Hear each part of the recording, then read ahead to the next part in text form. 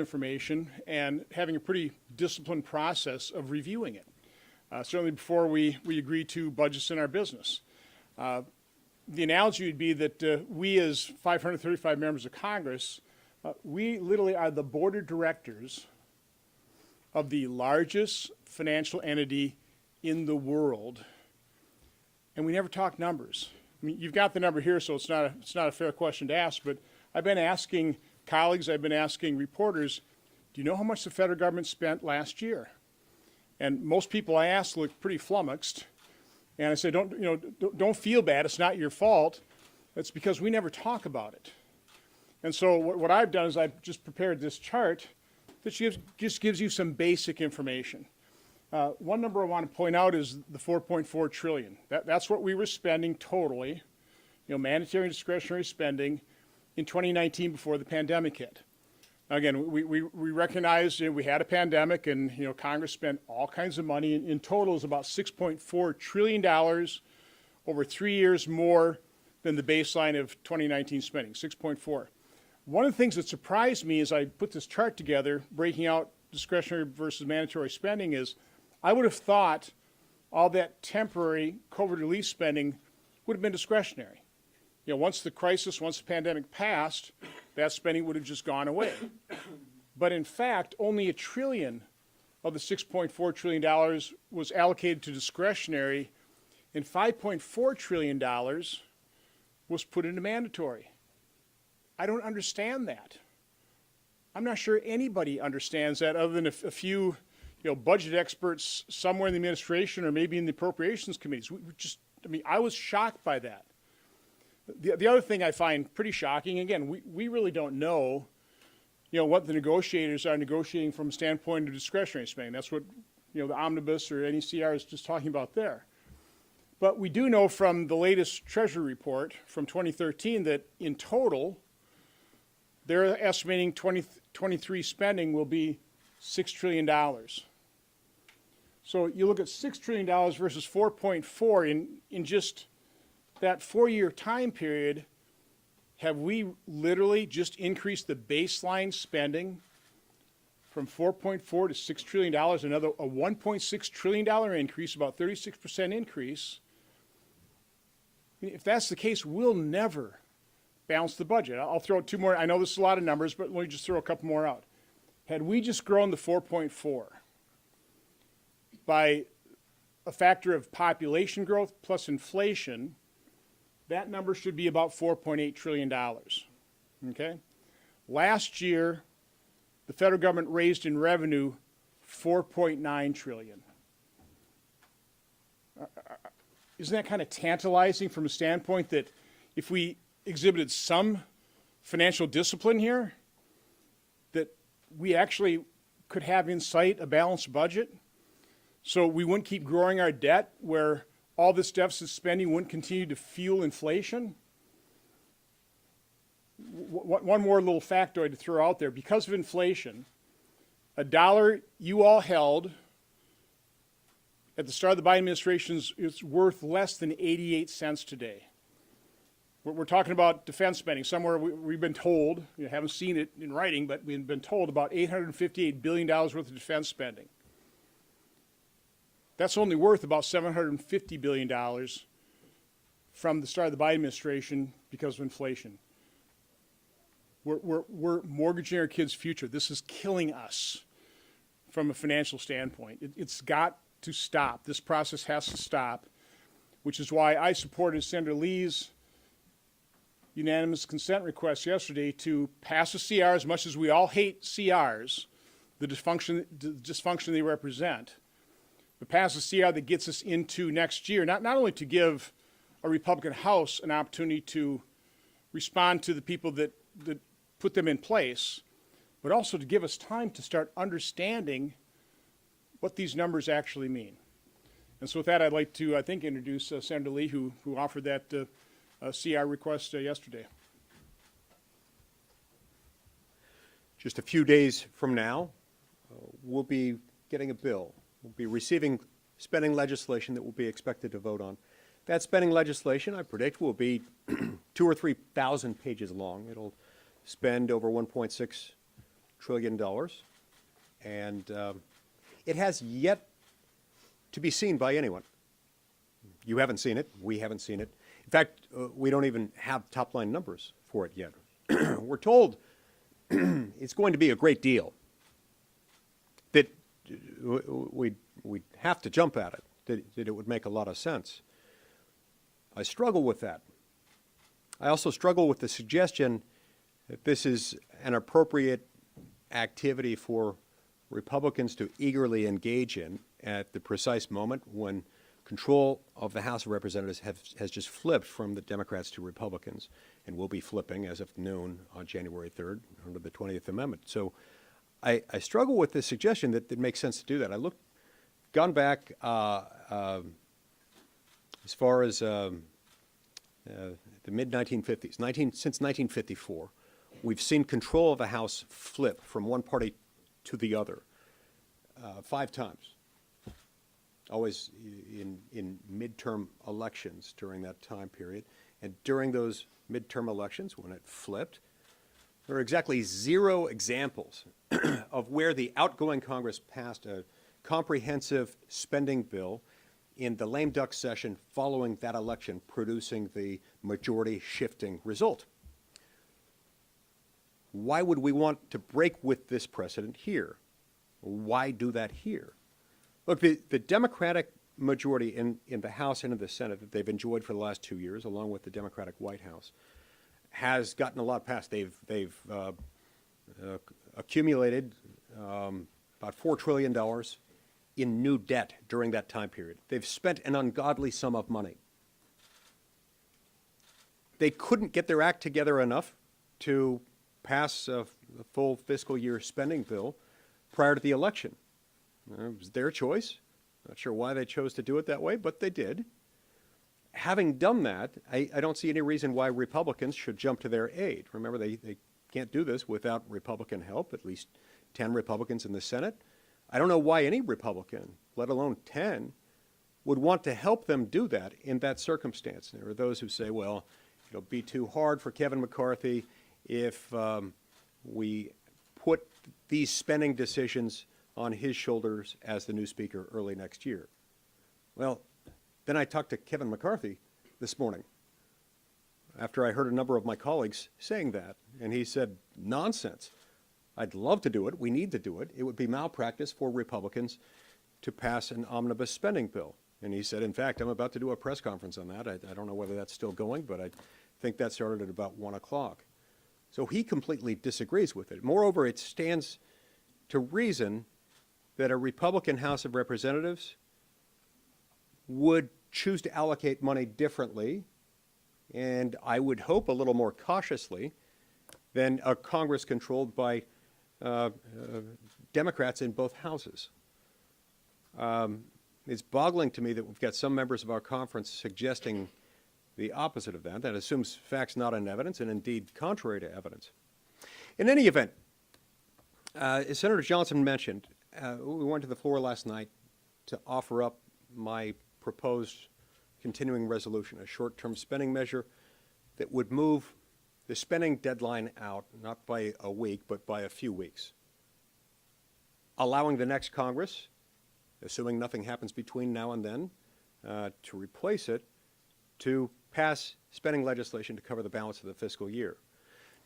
Notably, this would not preclude subsequent action on the omnibus. If we were to pass my proposed continuing resolution, the one extending the deadline by a few weeks, still doesn't preclude Congress from passing this omnibus or any omnibus during this Congress. Now, I'm against it. I'm against doing that for the reasons I've articulated, and especially because I haven't seen it. None of us have seen it. The public hasn't seen it. The press hasn't seen it. I assume some on K Street might have seen it, but that is part of the problem. And it doesn't preclude them from doing that. What it does do is it allows, if we were to enact that, if we were to adopt it, unfortunately the Democrats objected to it last night, but we have not seen the end of this. I'm going to keep offering it. If we were to adopt it, it would allow Congress to approach this omnibus spending package with the kind of clear-headed thinking that is required. and not under the extortive dual threat of shutdown and missing the Christmas holidays with family. That's the dual threat that this kind of spending practice puts us under. That's why I'm very leery of any effort to push forward a 1-week continuing resolution. Why? Well, because while it purports to, in its language, to stave off the risk of a shutdown, it in fact enhances, it substantially increases the threat of a shutdown. And that is not a bug, that is a feature. That's its purpose. The reason I feel comfortable saying that is that I've been here 12 years now. I've seen this happen year after year after year. You put an important must-pass bill, in this case a spending bill, without which the government will shut down. You put it right next to a scheduled recess. The more critical and valued the recess, the more potent the threat becomes. And then you move it even closer to that scheduled recess. In this case, a week closer to Christmas, taking it to December 23rd. That is designed by its very nature to carry out this extortive threat. You either vote for this or you're voting to shut down the government, and leaving as the only other alternative, other than a government shutdown at that point, working through the Christmas holidays and missing scheduled time with family. That's how they do this. So look, if Congress wants to pass an omnibus, it's not likely to get my vote. But we should at least allow our colleagues to do that with clear heads and not through this extortive threat.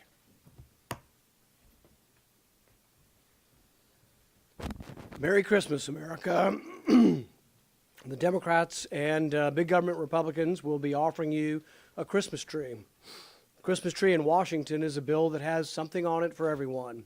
You won't know what it is until you get it. You won't be able to read it until it's done, but it will happen, because the only thing that invariably happens in Washington is they will get together to spend money. Democrats and big government Republicans every year pass a budget.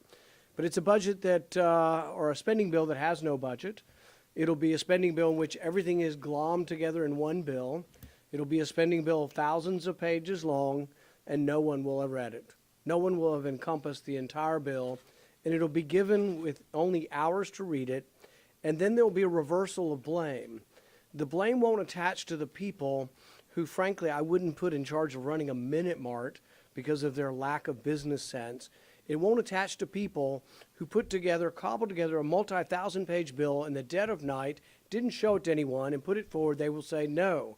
If you vote no, you are for shutting down the government. I frankly am not for shutting down the government, but I'm frankly for spending less money and accumulating less debt. As Senator Johnson said, we're the largest financial entity in the United States. I don't know some guy who owns, or some woman who owns 3 gas stations and a Minute Mart that doesn't have a budget and doesn't have outlays and doesn't have a plan for how they're going to do the spending. They don't cobble it together and say to the board of directors, oh, here it is, you can read it after you pass it. So this is a nightmare way to run the government. I won't participate in it, and I will tell them that it's a rotten, no good way to run a country. That's all I've got to say. Merry Christmas. Yeah, Merry Christmas. So I'm in business. I've been in business all my life. I started companies. One of the companies I owned had actually $10 billion worth of debt. I never could go to an investor, and I could never go to a lender and say, I have no idea what I'm going to do. I have no business plan, but give me your money. It wouldn't happen. Nobody would give me their money. I've been up here 4 years. I'm on budget. We don't do budgets. I mean, that's just hard to believe. We have no budget meetings to do budgets. Let's look, the process we're going through does not work. $31.5 trillion worth of debt, right? $31.5 trillion worth of debt, unbelievable increase in debt year after year after year. We're at 40-year high inflation. Everybody acts like, oh gosh, inflation is down to 7%. 7%. Wages aren't going up 7%. If you look since Biden got elected, inflation's at least up at 14%, maybe even more if you talk to a typical business person. So the process we're going through does not work. We need to have real budgets. And by the way, you can balance a budget. You guys do it in your personal life. Businesses do it.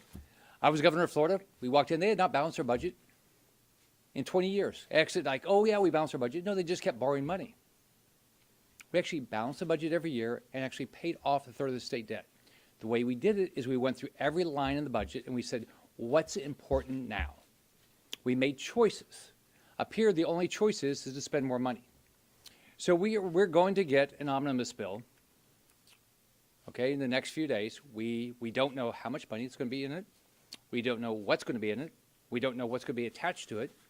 It's been reported that there's 7,500 earmarks in it. 7,500 earmarks, billions and billions of dollars. Do you think anybody can go back home and talk to their voters and say, I voted for a bill, I have no ideas in it? That's what we're going to be expected to do. I'm not going to do it. What we should do is exactly what Senator Lee said. Let's postpone this vote until the first quarter. Give the House Republican leadership an opportunity to come up with a budget, come up with a plan. They've said that's what they would like. They've been clear. That's what they would like. They're not participating in this omnibus process right now because they walked away from it because they can see it's not good for this country. So my goal is let's act responsibly. Let's remember, 7%, 8%, 9%, whatever it is. Inflation is bad for people. $31 trillion of debt is bad for people. And let's change what we're doing because what we're doing is not working. With that, I think we can all take any questions anybody has. Do you have a question? So, Senator, you tweeted that you would oppose the omnibus, but I'm curious, would you also block an expedited CR as well? We're going to go through and see. We don't even know. We actually do to this. Maybe y'all have heard something. I have no idea when we're going to vote on it. I don't know even what the process is. Nothing's coming, as far as I know, nothing's coming over from the House. Think about this. This is government gets shut down Friday night, and we've not heard what the plan is. But this isn't just. I mean, it doesn't make any sense. So we'll make it. In my case, I'll make a decision as we see what's going on. I know we still have to do the NDA.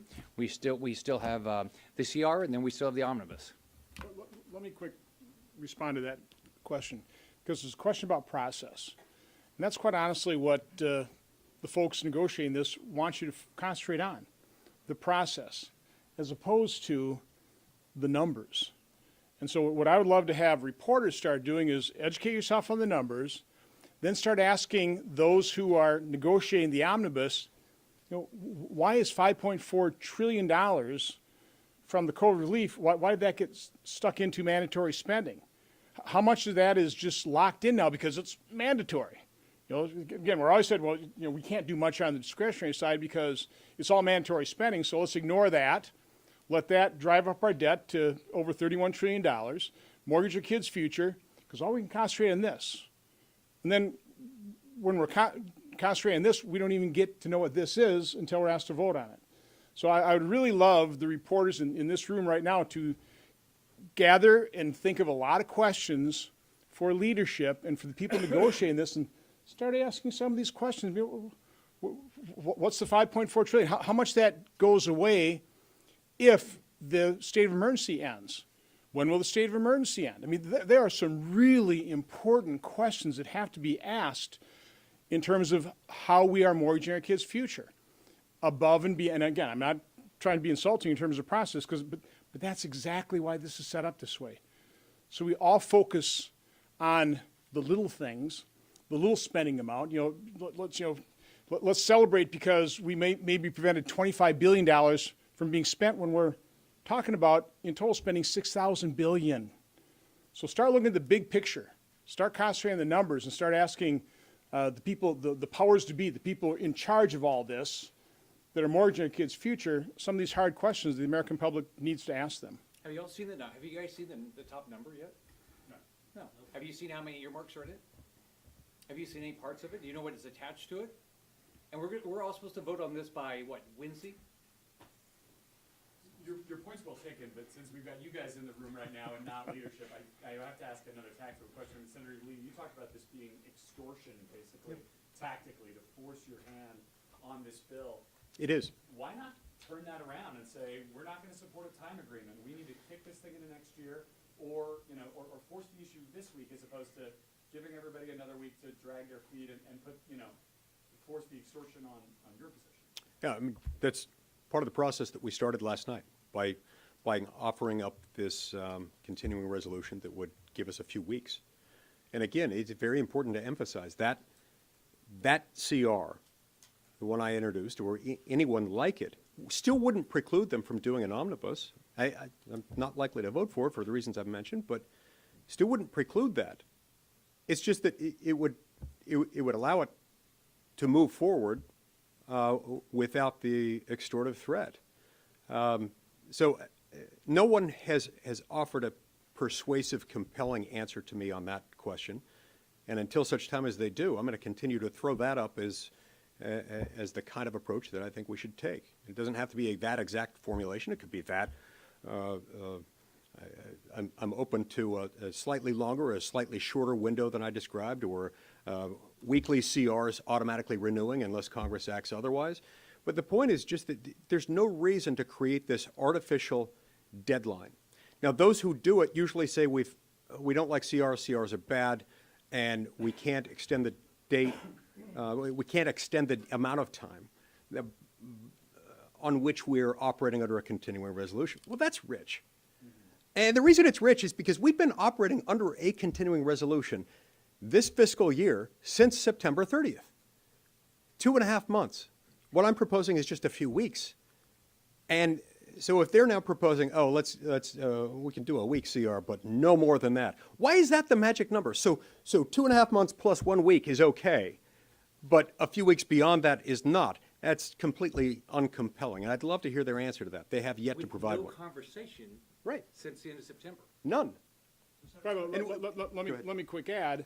So when you're all reporting on this, I hope you report that at least these 3 senators who supported Senator Lee's proposal for a CR, we don't like CRs.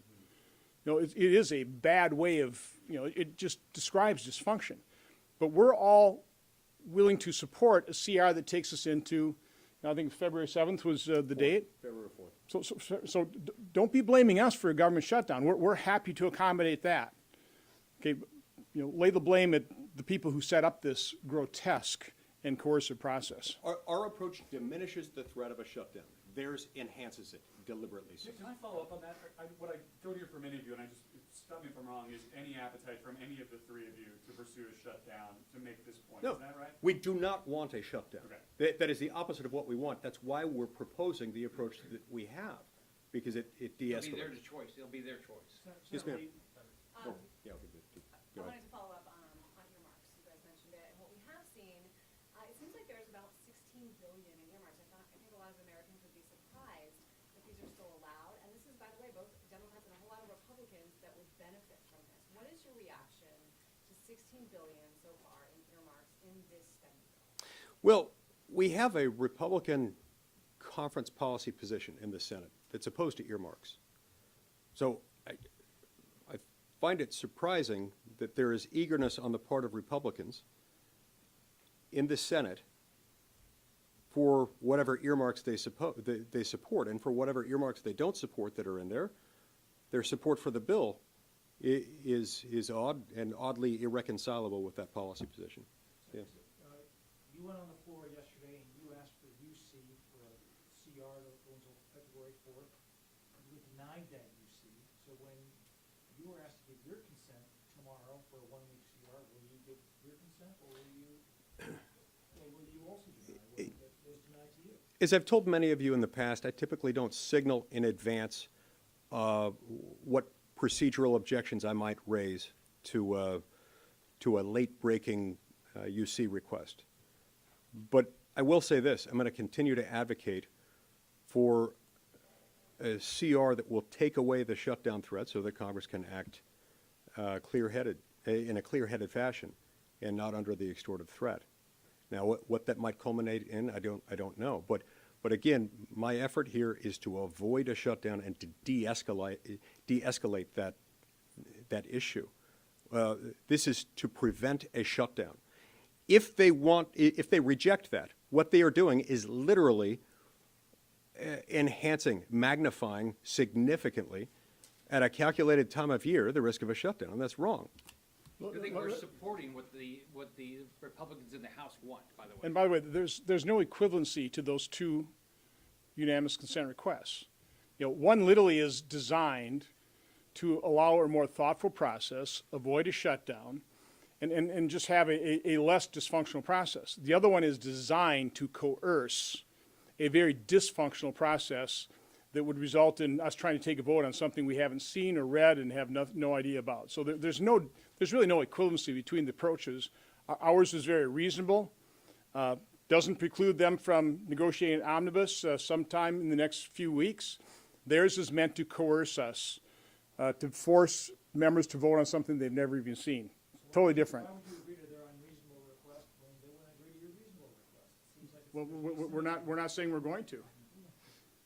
Senator, Senator Rubio released a bill that would ban TikTok from operating in the U.S. Just wondering any of your thoughts on that, and if you think folks up here on the Hill are taking potential national security threat from TikTok seriously.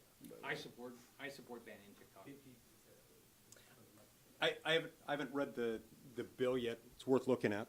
I hate TikTok for all sorts of reasons. And from some of my friends who are on the Intel committee, I'm hearing disturbing reports about some security threats that it can prevent. So it's worth considering. Do you think that that's something that there could be legislation about in the next Congress? Yeah. That there's enough bipartisan? I do. Senator, for anyone who wants to answer this, I'm wondering actually why you think that more of your colleagues aren't in the room with you right now. Are Senate Republicans kind of tacitly admitting that House Republicans just aren't ready for a spending negotiation early next year? Those who are making that point are not doing so tacitly. They're doing so explicitly. And they're doing so explicitly at odds with what House Republicans are saying, including incoming, including Kevin McCarthy, the likely speaker. And so I don't quite understand how their argument works. I don't understand how they can purport to speak for House Republicans when their words are at odds with House Republicans. I don't understand how they claim that what this would produce in the next Congress would be a spending bill that actually spends more than this omnibus would. When, number one, we haven't seen this omnibus. It doesn't yet exist. They haven't bothered even to give us top-line figures, or you. And number two, there's no text. And this is going to be 2,000 or 3,000 pages long, as you all know. 2,000 or 3,000 pages of appropriations bill language. It does not read like a fast-paced novel. And so this really is trying to rush something that is inherently resistant to being rushed, and bad things happen when it's rushed. So I don't, as to why more aren't in here, we got together and decided to hold this. That doesn't mean that we're the only ones who feel this way. I know there are others who agree with us. We'll take one more question, guys. Yep. If you were to get a short-term CR taking you into the next Congress, what gains or objectives do you think that Republicans could reasonably achieve in a CR or in an omnibus that aren't being achieved in this current packet? Well, first of all, it's impossible to say with any degree of specificity on what you're talking about because I haven't seen the bill. No one has seen the bill. The bill doesn't exist. We don't know what the top line is. We don't know how many earmarks are in it. In fact, it was interesting. During our steering lunch discussion today, we heard from a member of our conference who was on the Appropriations Committee, who was the ranking Republican on one of the subcommittees of it, who acknowledged that he hasn't seen it. He doesn't know what's in it. And that's kind of a concern. So anyway, to answer your question, it's impossible to state with any degree of specificity or even much approximation how it would be better than that because we don't know what this is. I do, however, believe two things. Number one, at least, and I'm not even sure that it would result in an omnibus spending bill being acted on only in the next Congress and not this one. If my CR passed, they may or may not still have the votes to pass the omnibus. I really don't know. But at least if it did pass, it wouldn't be passed under the extortive threat of which I speak, which I find so offensive. And number two, I think we can state with a reasonable degree of confidence that if you go from a Democratic House and a Democratic Senate, and then you transition into a new Congress in which there is a Republican House and a Democratic Senate, there will be more Republican priorities, whether that's And that's likely to range from everything from the level of spending, defense and non-defense alike, to also other substantive policy priorities in it. It's going to be different, and it's more likely to reflect more Republican principles. In fact, I think it's inevitable that that would be the case. There are those in my conference who disagree with that and say the opposite would be true. I struggle with that logic, and that's a gross understatement. I find that an utterly incomprehensible argument to suggest that it could get worse in the next Congress, that it would be more likely to reflect Democratic priorities than the current omnibus, which we still haven't seen. Let me close this out by kind of combining the answer to both questions. We can't speak for our colleagues, but the fact that there's maybe a smaller group of us kind of speaks to the fact that the coercive process works in terms of getting votes for massive spending. But it doesn't work for the American people in terms of bringing some fiscal sanity to Washington, D.C. So again, we're on the side of fiscal sanity. We're on the side of a process that is transparent so that members and the American public actually understand how the federal government is mortgaging their kids' future. So thank you all for coming. I love the Santa socks. Thank you. And I have to ask, whose picture is on your socks? Okay, I thought that's who it was. For a second, it looked like Reagan from a different angle.